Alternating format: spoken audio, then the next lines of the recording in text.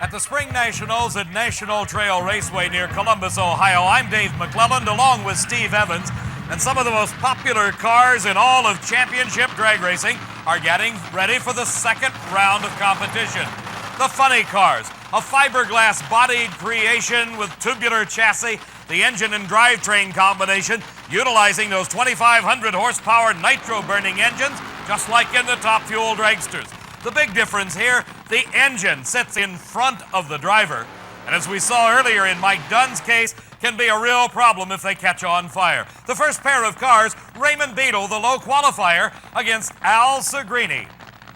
Raymond Beadle from Dallas, Texas, the racing entrepreneur that has qualified in the #1 spot for Al Segrini from southeastern Massachusetts. We saw him just about a month ago win our last Diamond P Sports coverage of an NHRA event, the Cajun Nationals. But that's all forgotten at this moment, as in the second round of racing, Raymond Beadle in the near lane with the Blue Max squares off against Al Segrini. The burnout's completed. Both drivers now watching their crew member direct them up to just the right spot on the starting line, trying to find that point that will give them the most traction possible. The tires, some 16 inches wide, will be clawing at the asphalt, trying to reach that combination of acceleration without losing traction. Both drivers staging their cars, and it is up in smoke for Al Segrini. What a break for Raymond Beadle. He heads to the finish line, but something appears to go wrong with his car as it slows to only 180 miles an hour. But Al Segrini did not have the right combination. He takes the early turnoff as he only went a few feet under full acceleration. The tires instantly going up in smoke, indicating that dreaded loss of traction. And he watches his competition, Raymond Beadle, head down the track and take a very important win. And Raymond Beadle hurls the supercharger, the blower belt, towards the security man and begins to take off his helmet and his fire protective clothing. Raymond Beadle won the race, but had some blower belt problems. Well, Raymond, I was going to ask if you saw him go up in smoke and took it easy, but obviously the blower belt's gone. Yeah, this is about the third one of these Krager blower belts we broke. So, I mean, every time we put a new one on, it breaks. So. There's nothing inside the engine that's making this happen then? No, I guess we're going to find one of our old ones. Didn't mean to throw it at you over. Don't arrest me. Did you see Segrini go up in smoke? No, I didn't. I never saw him. Never saw him. The car left real good. It moved through the middle real good, and it just broke about 1,000 foot. Well, it's been almost a year since you'd sat on the pole at one of these events. You got to be pleased with the comeback here, you and your guys. Yeah, it's running real good, so no problem at all. Here, you can have this. Raymond waving the broken blower belt like a trophy to the Blue Max crew, indicating, well, gang, there's some work coming up, and some work was performed on this car. This is John Force.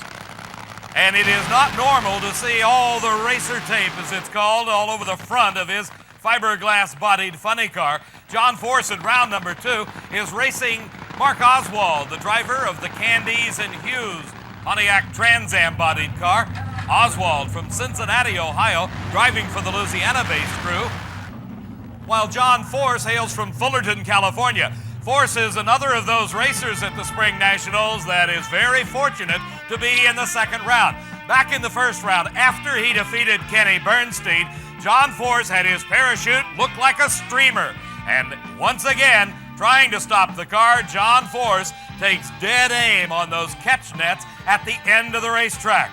Force guiding his car towards the center of the track and the center of the net, much slower than we saw Mike Dunn go into it. The net stretches, then responds and stops John Force. John Force won the battle here, but may have lost the war. John, a good job of hitting the net as you're supposed to, and you might be able to fix this car. We always fix them, Steve. That's true. You've done this in the past. I double-checked the chute twice. I didn't shove my cable far enough. My error. That just a stupid mistake. I knew it when it didn't blossom. I went for it again. It was just too late. Well, John's okay. The car, a bit of damage, but as he said, we always fix them, Steve. And fix it he did, Steve, as back at the starting line in the second round, John Force is ready to do battle with Mark Oswald. There is a lot of tape holding that fiberglass body together, but the NHRA officials have looked it over, says it's okay. And here's John against Oswald. Mark Oswald out as John Force headed for the guardrail.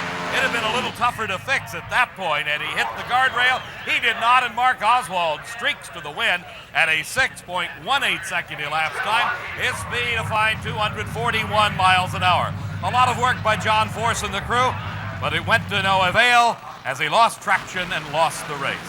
Our next pair of cars, the Orange Baron, is in the near lane. That is Gary Bergen. He is racing Tom Anderson. Anderson from Macedon, New York, driving for Alan Aronek and Jim Ouimet.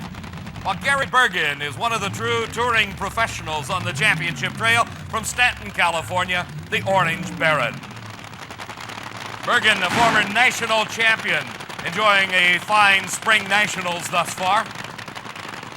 Following the direction of his crewman up into his own tracks, left after his long, smoky burnout, as Tom Anderson does the same. A lot of concentration necessary to drive one of these cars.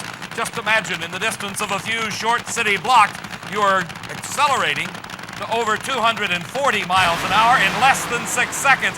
Anderson up in smoke. Gary Bergen, he also had to lift for a second, and it's a close race, and Gary Bergen pulls it out at the finish. A 6.26 second elapsed time. His speed, 233 miles an hour. But as we watch again, watch Tom Anderson in the far lane lose traction. Right there, the car up in smoke. Gary Bergen pulls up alongside, and that's where he stays all the way down that quarter-mile racing surface to the finish line, and by a wheel length, Gary Bergen defeats Tom Anderson. You can see how close the times were as Bergen wins the race. I got a feeling Gary Bergen didn't know he won that race, too. No, it was close. I looked over right at the finish line. He was right there. 6:26 to a 6:29. Wow, that was close. So Anderson has been involved in the two closest races of the day, but you got him this time. Yeah, but I lost to him at the other two national events this year. Well, Gary Bergen got his revenge. In the final two cars of this round, it'll be Dale Pulde against Rick Johnson. Pulde from Van Nuys, California, considered one of the toughest drivers around.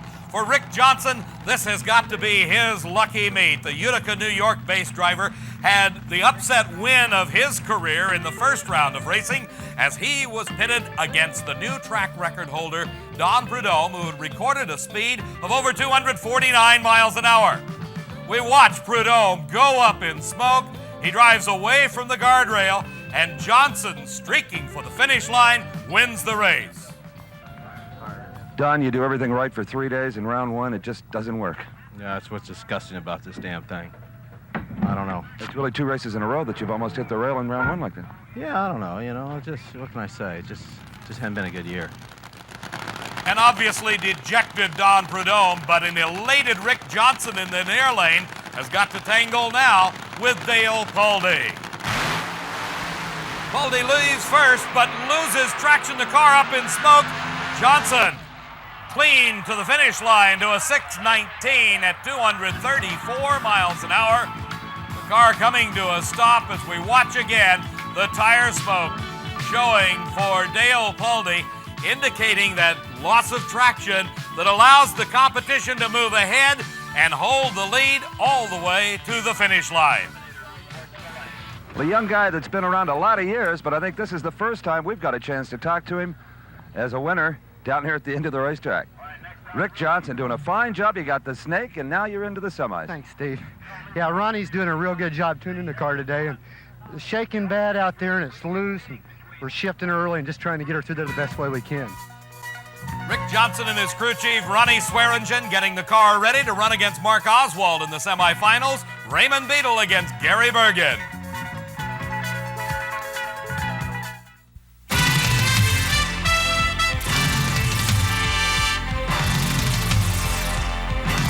From the dusty deserts of Baja through the sound barrier, the Budweiser racing teams always play to win.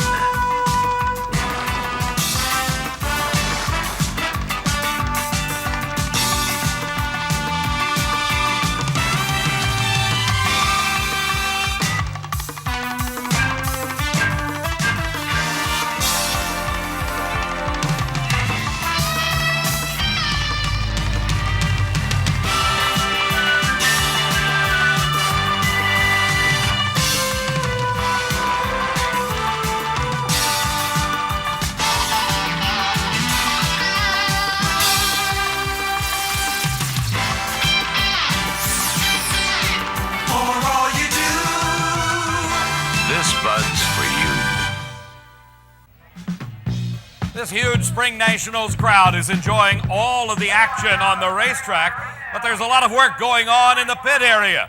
Steve Evans is with Doug Kerhulis. Well, Doug Kerhulis, your opponent, Richard Tharp, a few trailers over, completely apart, all 8 pistons out of the motor. You haven't even taken the heads off. No, we just, it ran really, really well. Just very easy and smooth, and there's no reason to take the heads off when it's not hurt. You can take it apart, and when you put it back together, you can mess something up. So it looks real good, and we'll just leave her alone. Without X-ray vision, how do you know it's not hurt? Well, we have a leak down tester that we use to check each cylinder, and it's absolutely come out perfect. The worst cylinder we have in the engine's like 27%, and anything like that is just perfect when it comes to nitro, so there's no problem. Just start it up and go race it. One thing you know is Tharp will be plenty aggressive up there. And no problem. Yeah, I like Richard. Richard's got to have to beat me. There's no problem. We'll race a good race. They've had a lot of problems. They can jump up and run good, we know that. So this car here should run a 77 or 78, and if he can run quicker, he wins. But I think we're looking real, real good. Okay, thanks, Doug. Thank you. While the Top Fuel racers get ready for the semi-final round of racing, here comes Pro Stock. The factory hot rods, the crowds love them. The Ford Thunderbirds, the Chevy Camaros, and the Pontiac Trans Ams. In this case, this is Bob Glidden. He has had a tremendous string of successes at the Spring Nationals. Bob, with his wife Etta, his crew chief, has won 4 straight. He is the defending champion. He is racing Butch Leal, known as the California Flash, but living now in Blacklick, Ohio. These cars very evenly matched. They can run a maximum cubic inch engine of 500 cubic inches. They must run carburetors. They must run on gasoline. They are very exotic, refined pieces of racing equipment. The Pontiac of Butch Leal is in the far lane. The Ford Thunderbird in the near lane for Bob Glidden, the defending champion. This is the semifinal round. We started with 16 cars. There are 4 remaining. The starting advantage appears to go to Glidden. The Ford Thunderbird pulling slightly ahead of Butch Leal, and it is Bob Glidden winning the race at 7.85 seconds. Butch Leal just about a car length behind. Our next pair already coming to the burnout area. In the near lane is Frank Iaconio. In the far lane is Don Kuntz. Iaconio finished number 2 in the world last season. He comes from the eastern seaboard of Totowa, New Jersey, his hometown. For Don Kuntz, Cayuga, Indiana is his hometown, and he has had a big upset win already this race. In the second round, he defeated the low qualifier and the reigning world champion Lee Shepard. So Don Kuntz in the Pontiac, the team of Kuntz and Clark going against Frank Iaconio in the Chevy Camaro. A bit of a psychological staging battle going on. Kuntz is last to stage. The RPMs are up, and it's Iaconio out with the lead. He continues to pull away from Don Kuntz with a margin of over a car length at the finish line. Frank Iaconio wins it. The parachute comes off Don Kuntz's car, but he quickly brings it under control. Earlier, there were some other Spring Nationals champions crowned in our Sportsman Eliminator categories of competition. Let's take a look at the final rounds of racing in those categories.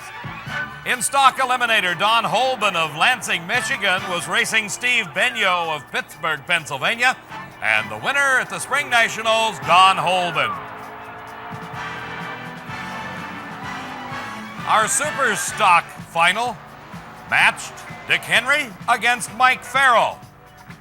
And a close race to the finish line, but Mike Farrell, the winner in Super Stock.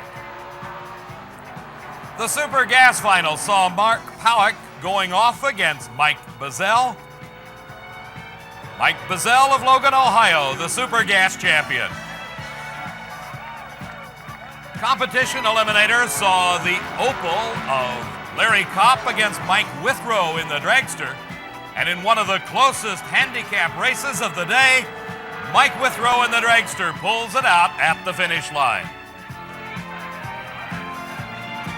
The Top Alcohol Funny Cars saw Frank Mandolini go off against Ace Manzo. Ace Manzo previously had a run-in with the net, and he made it all the way to the finals, but lost to Fred Mandolini, the Spring Nationals champion. And in Top Alcohol Dragster, it was an upset, as a red light for Bubba Sewell gave the win automatically to Bill Walsh Sewell had won every NHRA event to this point in 1983. So our congratulations going to all of the champions at the Spring Nationals in our Sportsman Eliminator categories.